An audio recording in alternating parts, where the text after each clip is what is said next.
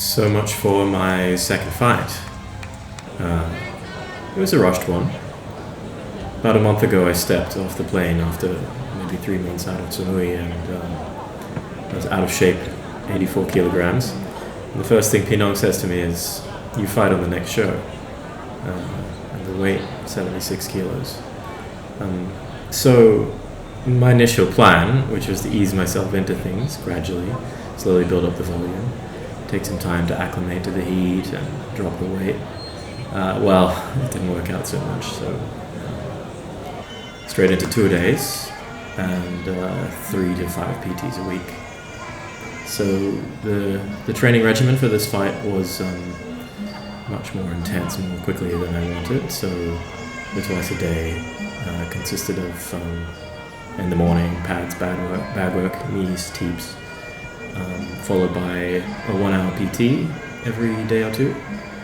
And then in the afternoon, the usual skipping, shadow boxing, sparring, clinching, conditioning, running, stretching. 4-kilometer runs, morning and evening. Ordinarily Monday, Wednesday and Friday we'd do 8Ks, but I dropped that to 4 and replaced it with hill sprints instead, because I felt my anaerobic cardio was pretty dog shit. At the start I couldn't even make it through a single pad session or a pad round really without totally gassing. And on Tuesdays and Thursdays I had strength sessions, mainly focusing on static strength, so powerlifting, lifts and pull-ups. Saturday morning a long run, so 14 kilometers, and then maybe some rehab in the afternoon, like a long stretching session or yoga. And Sunday was rest. So generally speaking, I was training between 5 and 7 hours a day with a few massages here and there. And especially in this context, I found that recovery was really critical. So that meant good sleep and good nutrition. So in terms of what I was focusing on, apart from just getting back into shape and dropping the weight, with my 2 Thai coaches, Seven and Piao, I also added in some boxing training with Paddy here to fix my atrocious hands, which were incredibly ugly in my first fight. So with Seven, we're mainly focusing on imitating the famous and great Yod Muay Bunlai Sultanakun, one of the greatest Filipino stylists of all time.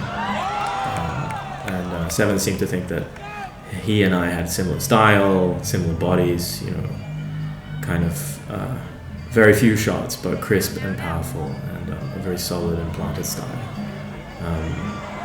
So we were working on managing the range with a retreating raised knee, intercepting leg teeps, and moving laterally, controlling the opponent with a long guard. With Piao, much more focusing on the basics of my guard, punch and kick mechanics from a Muay Thai perspective, with the high guard.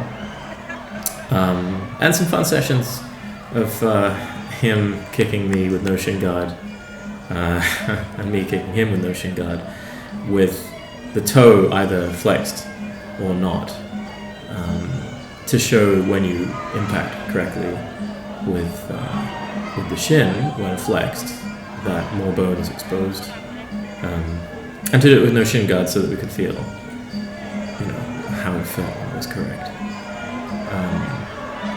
So along with this, we were doing some more shin guardless sparring, focusing on defense. Very useful work for me because I'm not defensively very disciplined. I need to get more comfortable on the fire, taking the shots and firing back. And then with Paddy, we started from square one.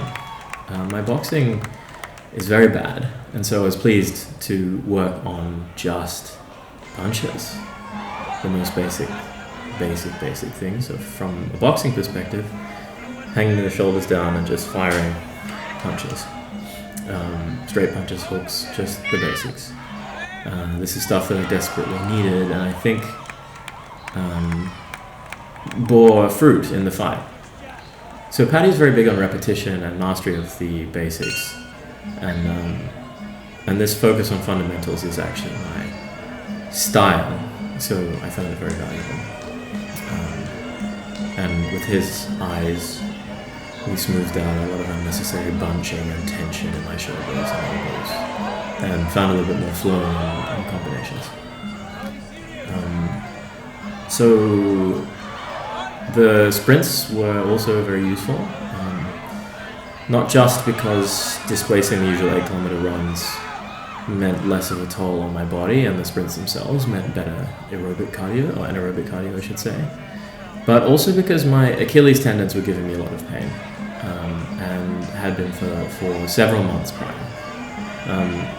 And now this has mostly gone away, and this is a combination of reducing the mileage and increasing the sprints, which are intensive on the calves. They were uphill, but also each day doing one-legged or weighted calf raises with a 25 kilogram plate, explosively on the way up and controlled on the way down. About 20 reps per set, maybe 3 to 5 sets any given day that I was doing them, and with both a straight leg for the gastrocnemius and a bent leg for the soleus muscle in the calf. These were done off the edge of the ring so that I could get a nice negative, like a depression, dipping low. And in addition to this, various long calf stretches and a little bit of band work and self-massages on the muscles. Both the calves themselves and the antagonists in the shin. I imagine also the strength sessions that I was doing on Tuesdays and Thursdays were helping, and the numbers were climbing encouragingly. So by the end of camp, my clean and press was up to 80 kilograms, deadlift up to 150 kgs, and a squat trailing at 110. My bench press peaked at 90 kilograms for 3, and pull-ups went from 5x5 to 6 sets of 7. In the final week, strength and conditioning went from a pure strength focus to power, so the clean and press volume increased. Deadlift, I switched to lower weights but higher repetitions and more explosive, while bench was replaced with explosive landmine presses with a 10 kilogram plate on the bar. The squat was dropped entirely. So that's more or less how things looked from a procedural perspective for the 4 or 5 weeks that I was preparing. But I was really out of shape, and it was very hard camp. So in the first week, I was sort of moving okay in sparring and clinching, although a little bit tired from just organizing all the bits and pieces that needed to be organized for my living space and just existing again in Samui. But after that first week, I was just dying every day. Piao in particular was really quite harsh with me, and after a couple of weeks, was sort of asking me, like, I've given you 2 weeks, like, why are you still dying? Why are you still this weak? Or being manhandled in the clinch by a younger and smaller fighter. Like, really? You really want to train? I thought you were supposed to be big and strong. Like, how are you getting handled by this boy?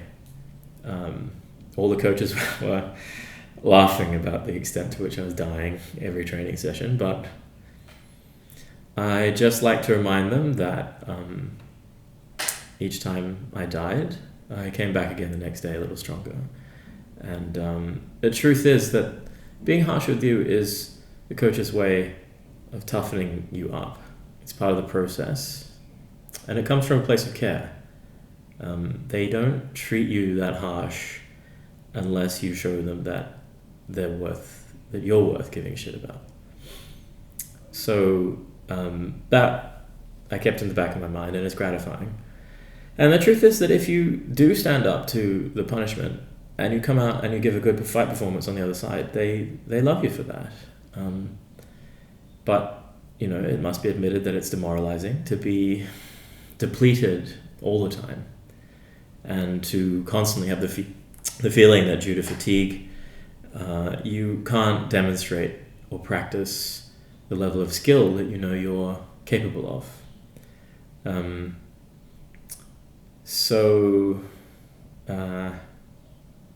when Pierre would ask me, what happened? You boom boom last night because of no power and on pads or whatever, I really had no answer to give. I can't make excuses about being calorie depleted or working more than most other people in the gym.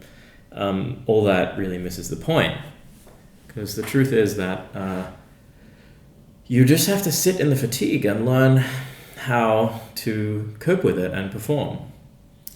To learn how to try easy rather than to try hard. Letting the work just flow and softening a bit rather than just getting your own way with tension and rigidity. This skill, this comfort under pressure, is just the exposure you need to get used to the exhaustion within a fight. And there really is no place to learn that other than the very bottom of the barrel. So part of the reason that this camp was so hard, even if it was valuable, was that I was out of shape. But also part of it is that I've been leveling up a bit. So the coaches decided that I was now skilled and strong enough that I could start sparring and clinching regularly with the guys at camp who fight on one championship and in the Rajathamnan World Series. Particularly these three Turkish killers, Erdem, Furkan, and Gökhan. Those boys love smashing you up. Really, they hit you hard. So my ribs were forever bruised from Gökhan's exceedingly hard knees and body shots. The legs were always dead from Erdem's leg kicks. And just regularly getting bopped senseless in the face from all three. Other random people in the gym with bad manners were hurting me. Some random 6'5" guy came and cut me and concussed me during a playful boxing spar with a hard shot from nowhere. Actually, many people in the gym, but me as well, got an eye infection that ended up adding to the fatigue. And then a week before the fight, refractured a rib, which I had broken a few months ago. So that was painful right up to the day of the fight, and it's still painful now, although mercifully I didn't notice it during the fight itself. And luckily my opponent was not throwing any left kicks, so got a bit of a hall pass there. But that rib pain I did take as a sign to deload. Switched only to pads, shadowboxing, bag work, and running, and started to wind down the camp a little bit. And it was after winding down that the performance began to come out. I saw some really good running times. I had some extremely powerful pad sessions. At the last minute, I actually had to make a run to Krabi 2 days before my fight. So I had 2 days of traveling with all my food and water and so on, because I was cutting and restricting sodium and water loading and so on. Anyway, my final pad session was at Kunsuk Gym in Krabi with Crew Lam there, and that's beautiful gym, very lovely view. He's a cool pad holder.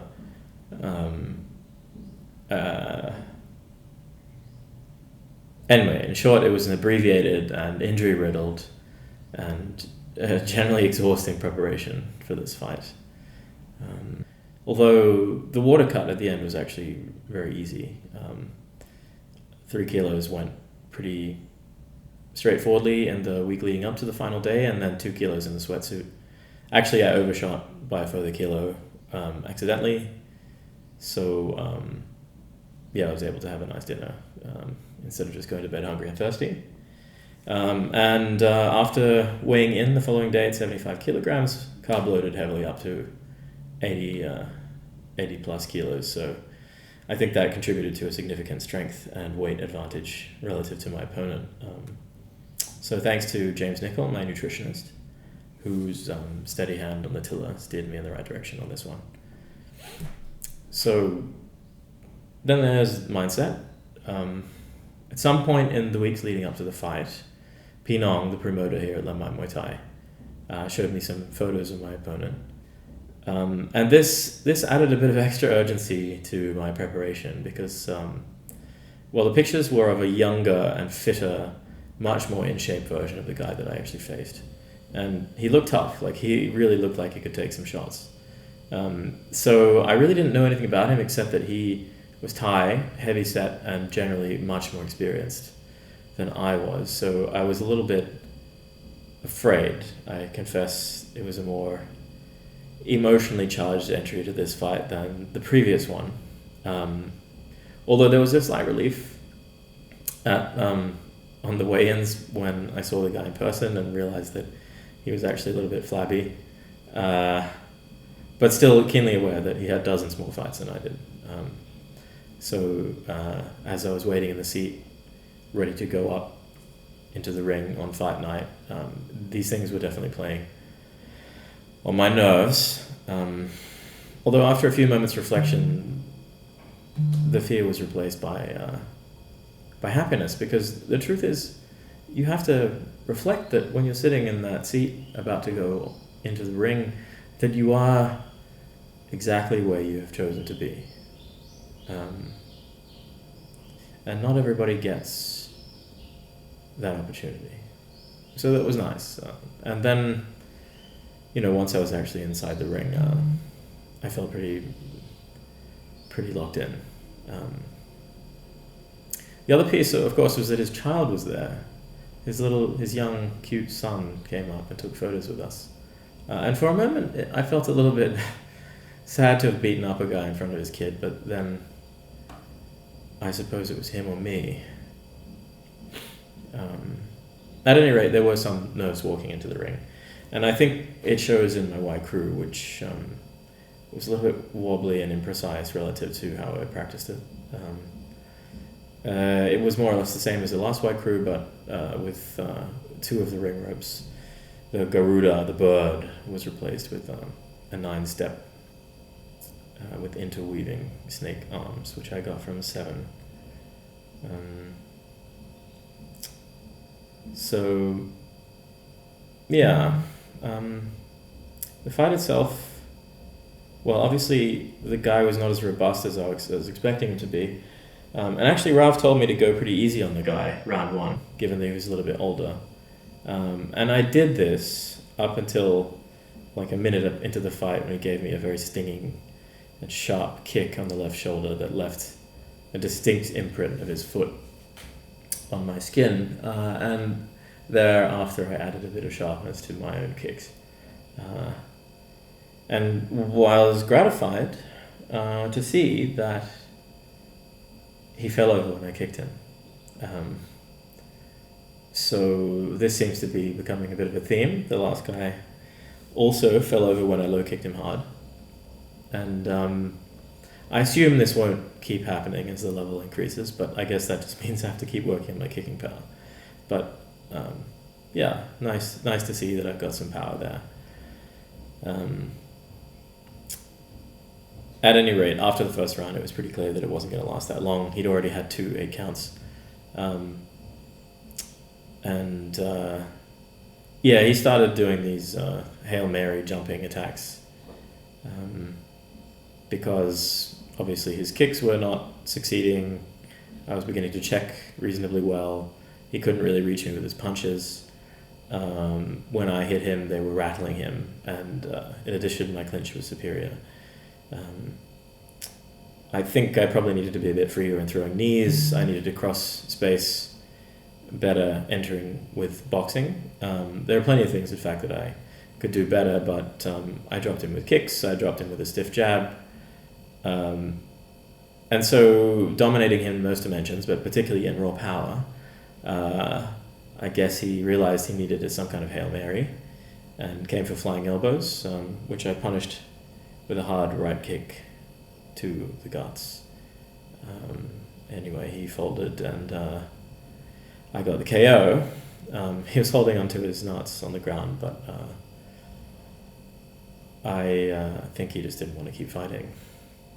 Actually, at the start of the match, the referee kept telling me, no foul, no foul, no foul. So I'm not sure if he was not wearing a cup or something, if my knee just happened to hit his balls or what, but anyway, from my perspective, the kick landed cleanly, and he did try this ridiculous flying maneuver, and, well, he reaped the rewards of a risky strategy. So satisfying to get a KO win. Also a little bit disconcerting. Afterwards, when he was crumpled in a heap there on the floor, I did feel a little bit concerned for him, but in the end, glad that it was just bodily trauma and not head trauma. So anyway, pleased with the results, even if the main differentiator was just physical conditioning, which neutralized whatever skill difference he had accrued in his 50 plus extra fights relative to me.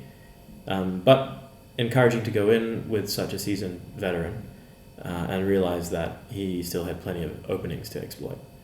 So still a lot to work on. We need to be more solid in just absorbing shots and firing back, and more aggressive in crossing space, as I mentioned, better with your own combinations rather than just single shots. But all in all, a very big improvement on my first fight. So I'm pleased with the big step up in skill and composure, and very happy to be leveling up so visibly. And although I guess it's kind of scary, I think next time I need a stiffer opponent in order to grow. But I will try to make sure that I get my weight down to 72 kilos for that fight, so that a more skilled opponent is also not as large. Yeah. Second time fighting on the same card as my teammate Paolo D'Antoni, incidentally, and the second time we both won, so he seems to be a good luck charm for me. Anyway, he'll be going to Bangkok next, but I guess I need a few more fights here in Samui before graduating to a high level anytime soon. But I'm ascending the ladder of elegance, and slowly, piece by piece, showing a little bit more actual Muay Thai every fight. Okay, cheers.